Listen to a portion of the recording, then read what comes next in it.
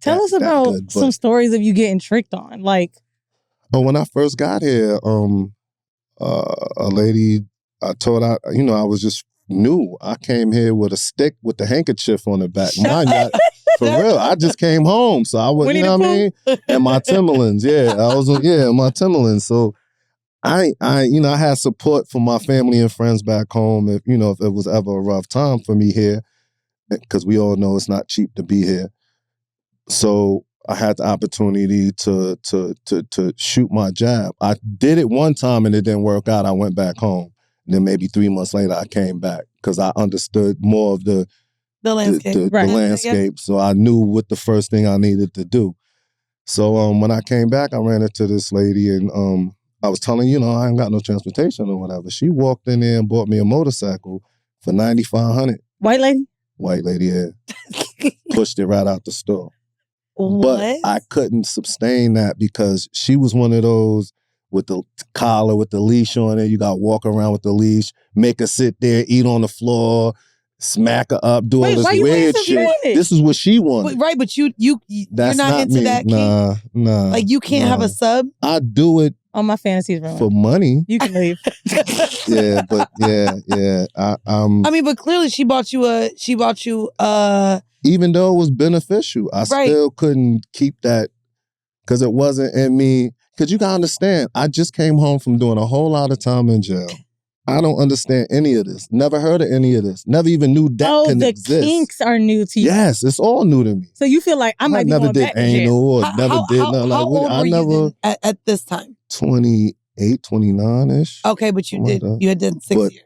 So this wasn't okay, I was gone from 14 to 15, went back at 16, came home at 17, went back at 17 and came home at 26. Oh yeah, there's no way you knew none of that. No, I didn't.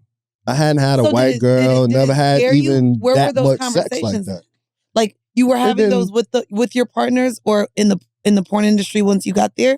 When did you ever get comfortable with kinks at all? I hadn't had any of those before porno. Okay. Porno introduced me to all the kink shit. So she wasn't a fan. I had to learn on the fly. She worked for one of the porno companies. She worked for Evil Angel.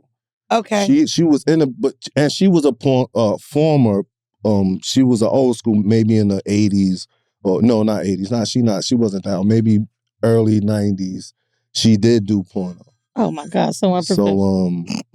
So she went through the gauntlet of all of that, Wow. and she chose her way of life to be in that. Like literally sit on the floor and eat while we eating type shit. And I got to hold a leash and we've had those questions actually submitted to us. I think we just had one maybe a couple weeks ago. How did you communicate to her that this kink was too much for you or that it didn't turn you on? I didn't communicate it to her. Okay. It was just probably a natural feeling that I just wasn't. And you just backed out of it? Well, I didn't really back out of it because we continued to do business for years after that. Oh, because business, you ended up working. Just business, not, what I'm saying? From a personal. But not that type of business.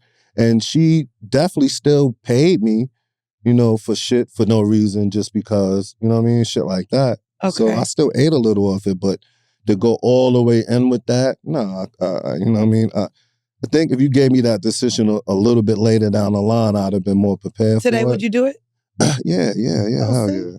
Shut up. Dream back. I have a question. I'm just trying to tell you, I'm keeping it 100 with you. I ain't jumping this shit like, fuck this, that, you know what I mean? So, I had to figure this shit out. One of the craziest moments on the podcast was while we were here in LA. To me, it was Jason Love saying that he accepted money to fuck someone's daughter in front of their father and the mother and the sister as well. And it was like race play. And I remember being so uncomfortable. And thank God we were 45 minutes in because I was like, I can't believe this nigga would do this shit. I can't believe he would do this shit. And a lot of the comments were kind of like, all right, whatever. He got paid 50 G's. Is there any or anything that has ever made you say, absolutely not? Well, nothing's going in me. Darn, now my dream is ruined. No, I'm just playing. Nothing's going in the kid. Okay. What about race play like that?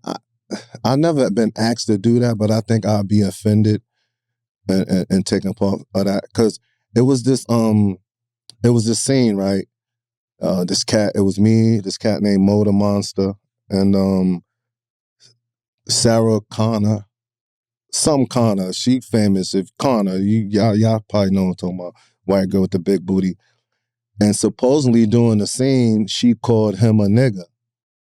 I didn't hear it. I don't know. It was a 2-on-1. You ain't hear it. I didn't hear it. You know what I'm saying? Okay. But later on, he tried to sue the company and I say remember that. That was the one? And, yeah, and I was. Then they calling me like because it was a 2-on-1. So if she said that, she said, "Who did she say it to?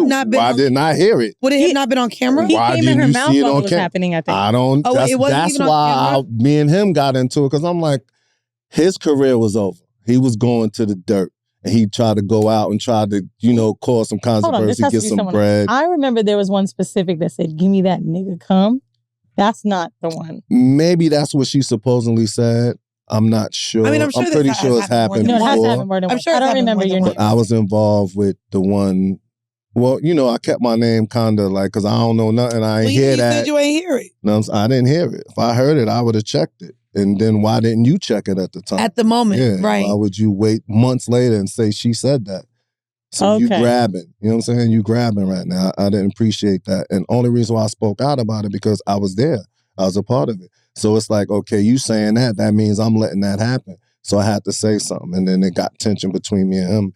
And what parameters are taken like on set to where things don't make people feel uncomfortable? You know what I mean? Like, what conversations do you have before you put your dick inside of a girl? Especially or maybe if you don't know her. Evolve. Well, maybe it got better. Well, me personally, and I think this is a good skill that I required, I pay attention. You're not going to feel uncomfortable on my watch. I'm going to see that what I'm doing, you're not enjoying it, or what I'm doing, you enjoying it. I'll totally pay attention to that because I don't want that problem. You know what I'm saying? I guess I'm a guy that kind of want to be liked because that's what most guys should aim for. Because at a younger age, I wasn't. I was the dude that came into the park and everybody leave the park. You know what I'm saying? And that hurt my feelings one day. And I was like, damn, I'm that much of an asshole. You know what I'm saying? So I changed since then. And this was probably in 2000 when I came home. But so yeah, you just got to pay attention sexually to what's going on. And what I won't allow is you faking either. See, then that's when I'm going to get a little bit. I could tell. Is it the difference between a whore and a slut?